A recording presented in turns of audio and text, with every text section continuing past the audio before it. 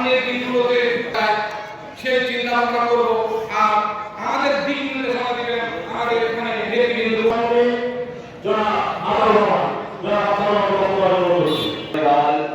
ঠাকুরগাঁও পৌর শাখার 4 নম্বরে সেখানে সংক্ষিপ্ত কথা বলার জন্য বলা হয়েছে। আমি আপনাদের যে কথাটি বলতে চাই, আজকে বর্ধিত সভা বিএনপির এই 4 নম্বর ওয়ার্ডে এই বর্ধিত সভা মানে হলো ছাত্র দল, যুব দল, স্বেচ্ছাসেবক দল, মহিলা দল, সকল অঙ্গ সংগঠনের যে আমাদের কমিটি আছে, সেই কমিটির সদস্যদের নিয়ে আমরা আরো কিছু যারা বিএনপি বলা মানুষ আছে তাদেরকে নিয়ে কিন্তু আমাদের আজকে আলোচনা। পুনর্গঠনের ক্ষেত্রে আমরা কি ভূমিকা পালন করছি? ছাত্র দল তার কমিটির মিটিং করছে কিনা, যুব দল তার মিটিং করছে কিনা, তার স্বেচ্ছাসেবক দল তার সংগ্রহ করছে কিনা, দলের মধ্যে মহিলা দলের কর্মীকে সংগ্রহ করছে কিনা, এই বিষয়গুলো কিন্তু মূল বিষয়। আমাদের স্থানীয় পর্যায়ে নেতৃবৃন্দ যারা আছে বাংলাদেশ জাতীয়তাবাদী দল 4 নম্বর ওয়ার্ডে আয়োজিত আজকের সভায় উপস্থিত রফিকুল ইসলাম স্পিকার সভাপতি, আমাদের মাঝে উপস্থিত আছেন জনতার মেয়র, আগামী মেয়র শরীফুল ইসলাম শরীফ ভাই। বক্তব্য আসলে পিছনের দিকে যেতে চাই, পিছনটাকে সরল করে সামনের দিকে আগানো যাবে, তাই না? পিছনের দিকে সামনের দিকে এগোনো যাবে। গত পৌরসভা নির্বাচনে বিরোধী পাশে বাইরে থেকে বিরোধী পাশে এই কথাটা বলতে ভালো লাগে না। আমি বক্তব্য বললাম, অনেকে বলেছি মামলা ভেজাল জেল করলাম, আরে দেশনেত্রী বেগম খালেদা জিয়ার থেকে কেউ জেল করতে বেশি কি কেউ ভাবছে? মহাসচিবের থেকে কেউ বেশি খাচ্ছে? অতএব জেল কথা বলে কোনো লাভ নাই। মাত্র 3 মাস 3.5 মাস আওয়ামী লীগের একটা টাকা বাড়ি দেয়, বঙ্গবন্ধুর নাম নেয়, আর বিএনপি তো কোনো চান্স নেই। এটা তো তত্ত্বাবধায়ক সরকার, বিএনপি সরকার আছে, আওয়ামী লীগের একটা উপর হবে। 2014 সালে 152 বিনা ভোটের সরকার তৈরি করে শেখ হাসিনা আমাদেরকে জানান দিল, আমি এই দেশকে যেভাবে ইচ্ছা সেভাবে চালাবো, কারো কোনো কথা বলার অধিকার থাকবে না। তারপরে 2018 সালে যখন আমাদের জাতীয় নির্বাচন আসে, তখন সেই ফ্যাসিস্ট হাসিনা সবাইকে ডেকে বলল, আমার উপরে আস্থা রাখেন, নির্বাচনে আসেন, দেখেন আমি একটা ভালো নির্বাচন করে আপনাদেরকে ভালো একটা দেশ উপহার দিব। এই ধরনের কুৎসিত বাক্য চলে, সেই লোকের কথা কখনো ভালো হয় না। 2018 সালে আমরা কি দেখলাম? আমিও কিন্তু 4 নম্বর ওয়ার্ডের বাসিন্দা। আমরা সবাই মিলে যখন নির্বাচনের জন্য প্রস্তুতি নিচ্ছি, এগিয়ে যাচ্ছি, হঠাৎ করে নির্বাচনের কয়েকদিন আগে থেকে হাসিনার একটা বাহিনী ছিল, পুলিশ লীগ, এইভাবে আমরা এইভাবে বসে কোনোদিন আলোচনা করতে পারবো এটা আমাদের ধারণার বাইরে ছিল। উপরা আমাদের উপরে সহায় হয়েছে। আমরা ইনশাআল্লাহ আগামীতে আরো সংঘবদ্ধ হতো, এই 4 নম্বর ওয়ার্ডকে একটা মডেল হিসেবে তৈরি করে আগামীতে আমরা যে কোনো নির্বাচনে প্রস্তুত হব এই আশা। আপনারা জানেন 8 সাল থেকে এই সরকার আমি সরকার যখন অবৈধভাবে মৌলভী ফখরুদ্দিনের মাধ্যমে ক্ষমতা দখল করলেন, তারপর থেকে শুরু হলো এই সরকার আমি সরকারের অত্যাচার নির্যাতন। প্রথমেই যেটা সে করলো সেটা হচ্ছে সেনাবাহিনীকে ধ্বংস করা। প্রথম ধাপটাই হচ্ছে সেনাবাহিনীকে ধ্বংস করার চেষ্টা করলো বন্ধুরা। পরবর্তীতে আপনারা জানেন হেফাজতে ইসলাম যখন ঢাকায় জনসভা করলো, সেই জনসভায় নির্বিচারে হেফাজতের উপর গুলি বর্ষণ করে হাজার হাজার হেফাজতের নেতাকর্মীকে হত্যা করলো। আপনারা জানেন রাতের অন্ধকারে সিটি কর্পোরেশনের ময়লা প্রান্তে যাদেরকে হত্যা করেছিল তাদেরকে রাতের অন্ধকারে গুম করে দেওয়া হলো। সকাল 10টার মধ্যে নির্বাচন বন্ধ হয়ে গিয়েছিল। ঠাকুর আপনারা দেখেছেন 10টার পরে কিন্তু নির্বাচন বন্ধ হয়ে গিয়েছিল। তারপরে সেদিন শ্রী গৌর ইসলাম হোসেনকে নির্বাচিত করা হয়েছিল।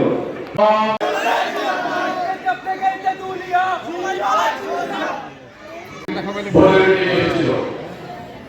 বন্ধুরা আমার, আমাদের অত্যন্ত দেশের জন্য দুর্ভাগ্য।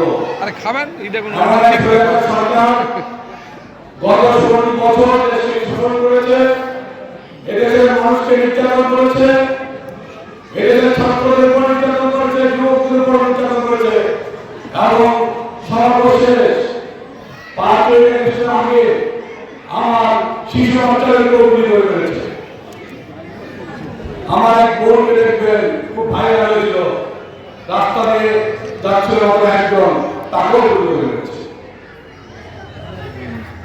শুধুমাত্র কারণটা কি, একজন মানুষ উনি ক্ষমতায় বসে থাকবেন দীর্ঘদিন, উনি যতদিন বেঁচে থাকবেন ততদিন উনি ক্ষমতায় থাকবেন, এই চিন্তা চেতনা থেকে উনি গোটা জাতিকে বিপদে ফেলেছেন, জাতির উপর অত্যাচার করেছেন। আমাদের সাবেক ঢাকার কমিশনার চৌধুরী আলম, আমাদের অত্যন্ত সাবেক এমপি, ঢাকা ইউনিভার্সিটির রাজশাহী ইয়াদাকে খুন করে আমাদের শুনছি সাগরের কাছে ফেলে দিয়েছে। এখনো আমাদের 400 ছেলে ঢাকা ইউনিভার্সিটি, বিভিন্ন কলেজে এখন আমরা সন্ধান পাইনি, জানি তারা বেঁচে আছে না মরে গেছে, তার বাপ পাওয়া যাবে না, তারা কোথায় আছে। যদি আমরা সেই পরিবারগুলোর কথা চিন্তা করি, সেই পরিবারগুলো একটা অবস্থা কি, মানুষ না গেলে হয়তো কাম করে মারা গেছে, জায়গা করবে, দোয়া করবে, তারা এটাও করতে পারছে না। এই সরকারটা আছে না, মেগা প্রজেক্টের কথা বলে, উন্নয়নের কথা বলে, হাজার হাজার কোটি টাকা এদের থেকে লুট করে নিয়ে চলে গেছে।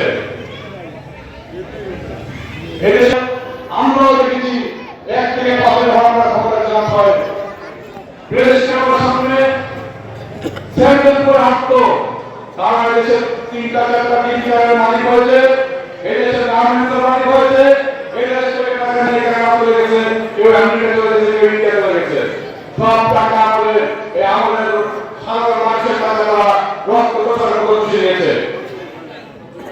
বন্ধুরা আমার, এই সরকার আমাদের উপর যে আমার ছাত্রদের উপরে নির্যাতন করেছিল, যে অত্যাচার করেছিল, তার জবাব আল্লাহ সঠিকভাবে আমাদের দিয়েছে।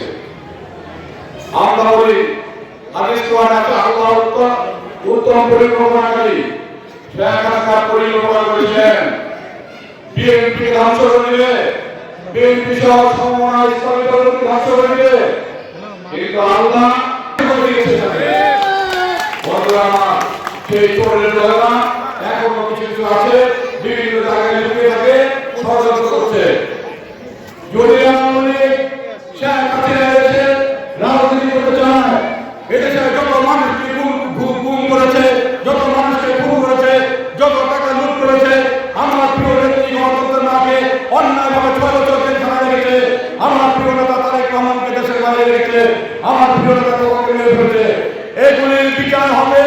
আগে আসে জেলখানায় যাবেন, জেল থাকবেন, আওয়ামী লীগের নেতারা জেলখানায় রাজনীতি করছেন, যত অন্যায় করছেন আগে জেল থাকবেন, তারপরে দেশের মানুষ আপনাদের ক্ষমা করতে পারে, এছাড়া দেশের মানুষ আপনাদের ক্ষমা করবে না। আমরা আপনাদের মতো হিংস্রতা রাজনীতি করি না, আসল রাজনীতি করেন আমাদের সাথে। আমরা পুলিশ দিক দিয়ে রাজনীতি করতে চাই না, আমরা মিডিয়ার দিক দিয়ে রাজনীতি করতে চাই না, আমরা জনগণের সাথে আছি। জনগণ যদি আমাদের ভোট দেয় তাহলে আমরা নির্বাচিত হব, আর না হলে আমাদের চুরি করে নির্বাচিত হওয়ার প্রয়োজন নাই। বন্ধুরা, এদেশের এই 1 মাসের আন্দোলনে প্রায় 2000 কর্মরত শিশুরা, আমার ছাত্র ভাইয়েরা, আমার সন্তানের সমর্থন ভাইয়েরা, আমার শ্রমিকরা, বিভিন্ন পেশার মানুষেরা মৃত্যুবরণ করে। আপনার তাদের রক্ত এখন এই তত্ত্বাবধায়ক গভর্নমেন্ট ওনারা চেষ্টা করছেন এদেশে শান্তি শৃঙ্খলা আনার জন্য, এদেশে আগামী নির্বাচন যেন সুষ্ঠুভাবে হয়, আর যেন কোনোদিন কোনো চোরেরা নির্বাচনকে লুট করতে না পারে, সাধারণ মানুষের ভোটকে যেন কেউ লুট করে নিয়ে যেতে না পারে, সেই জায়গায় ওনারা কাজ করছেন।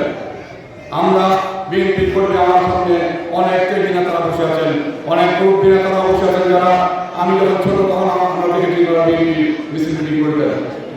আমাদের আরেকটু ছোট লক্ষ্য, একটি দেশ যদি সবাই মিলে কাজ না করি, সবাই মিলে দেশের যদি দরদ না থাকে, মায়া না থাকে, তাহলে সে দেশ কোনোদিনও উন্নত হতে পারে না। আওয়ামী লীগ করেছে, আমরা তা করবো না, এটা আগে জনগণের কাছে আমাদের ওয়াদাবদ্ধ হতে হবে। আমরা চাঁদাবাজি করবো না, আমরা ভূমি দখল করবো না, আমরা অন্যায়কে প্রশ্রয় দিব না, সন্ত্রাসের মতো রামদলের রাস্তায় হাঁটবো না। যদি কোনো বিএনপি নেতা কর্মী, সে ছাত্র দল, যুব দল, স্বেচ্ছাসেবক দল, শ্রমিক দল, যেই হোক, যদি এই জাতীয় কোনো অন্যায় করেন, তাহলে সংগঠন তার বিরুদ্ধে সাথে সাথে ব্যবস্থা নেবে। আমার সাধারণ মা বোনেরা, ভাইরা যদি কোথাও এই ধরনের বিএনপি কর্মী দ্বারায় নির্যাতিত হন, আপনারা আমাদের সাথে যোগাযোগ করবেন, আমরা অবশ্যই সুষ্ঠু বিচার করব। বন্ধুরা আমার, সর্বোপরি চান্দাবাবু আমাদের প্রতি আমার একটি বড় দাবি আছে। এই ওয়ার্ডে যারা সামনে বসে আছেন, দুই একজন মাত্র সবাই আপনাদের এই ওয়ার্ডের নেতা, জেলার নেতা, পৌরসভা নেতা। এখানে আমার ছাত্র দলের জেলা সাংগঠনিক সম্পাদক আছে, নুরু আছে, স্বেচ্ছাসেবক দলের সভাপতি, অনেক নেতা আছে। কেন সেখানে দল সুসংগঠিত হবে না? আপনারা আপনাদের দলকে সুসংগঠিত করেন। এখন তো আর পুলিশের ভয় নাই, পুলিশ থেকে আপনাদেরকে এখন ডিস্টার্ব করবে না। এখন আর আমি সন্ত্রাসীরা কলম নিয়ে আপনাদের দৌড়াবে না, এখন ভোট কেন্দ্রে আপনাদের বানাইতে পারবে না। অতএব এখন আপনারা দলকে সুসংগঠিত করেন, নিজেদের মধ্যে ঐক্য রাখেন। আগামী নির্বাচন যেন এই কেন্দ্রে আপনারা 90% ভোট দিয়ে মির্জা ফখরুল ইসলামকে বিজয় করতে পারেন। আমি আপনাদের বাড়িতে আগে অল্প সময়ের ভিতরে আমি বাড়ি বাড়ি যাবো, আপনাদের যাবো। অতএব আমাদের নেতৃত্ব দেওয়া যাবে। ছাত্রদের বলতে চাই, তোমরা জনগণের পাশে যারা পাশে সব সময় মানুষের উপর আমাদের খবর রাখো, এখনই দলের সুসংগঠিত করো, বাড়ি বাড়ি ধানের শীষে ভোট চাও, মানুষের সাথে মিশে যাও, তাহলে এর কাছে দল সুসংগঠিত হবে। আমাদের এই ওয়ার্ডে অনেক কর্মী আছেন যারা আমাদের ছেলে বিদায় নিয়েছেন, দুনিয়া থেকে চলে গেছেন। তার মধ্যে অন্যতম আমাদের সাংবাদিক জেলা বিএনপির সাধারণ সম্পাদক ছিলেন। আমরা তাদের রুহের মাঠ কামনা করি এবং আমাদের এই পরে আছে সকলে অংশগ্রহণ করবেন। আপনারা সকলে ভালো থাকবেন, সুস্থ থাকবেন, বিএনপির পাশে থাকবেন, ধানের শীষের পাশে থাকবেন। আল্লাহ হাফেজ। বাংলাদেশ জিন্দাবাদ, বাংলাদেশ জাতীয়তাবাদী জিন্দাবাদ। আমাদের সকলের প্রাণ প্রেরণা মির্জা ফখরুল ইসলাম, আমাদের নেত্রী, আমাদের মা যিনি অসুস্থ হয়ে বসে আছেন, তিনি সুস্থ হয়ে আমাদের ঘরে ফিরে আসুক। আমাদের বর্তমান ভারপ্রাপ্ত যাবেন এই আশা ব্যক্ত করে আমি আমার সঙ্গে প্রতিষ্ঠা করছি। আসসালামু আলাইকুম।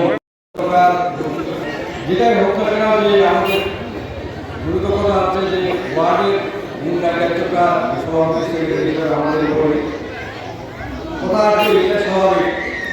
আমরা কিন্তু উত্তাল সারা পানি দিয়ে এখন কিনারে ভেঙে গেছি। এই সময় কিন্তু হাল ছাড়ার সময় না, হতাশার কোনো কিছু লাগে। তারা বাংলা শুনলে একটা অবলম্বন করবে। হতাশা কেন হবো? আপনারা তো এমন সময় আমাদের হাত ধরছেন, সেই সময় আমরা হারাই যাই নাই, আপনাদের হাত ধরে অনেকগুলো দিয়ে আসছি জানাই। এবং সবচাইতে আমাদের ছাত্র দলের সমান সাংগঠনিক সম্পাদক যারা ছাত্র দলের, তার যে সহযোগিতা পাইছি, এই ধরনের সহযোগিতা যদি আপনারা আগামীতে আগিয়ে আসেন, ইনশাল্লাহ আমরা প্রতিটা পাড়ায় মহল্লায় সুন্দর কমিটি গঠন করে আমাদের খুলি বৈঠকগুলা করতে পারবো। এই বলে আমার বক্তব্য শেষ করলাম। আল্লাহ হাফেজ।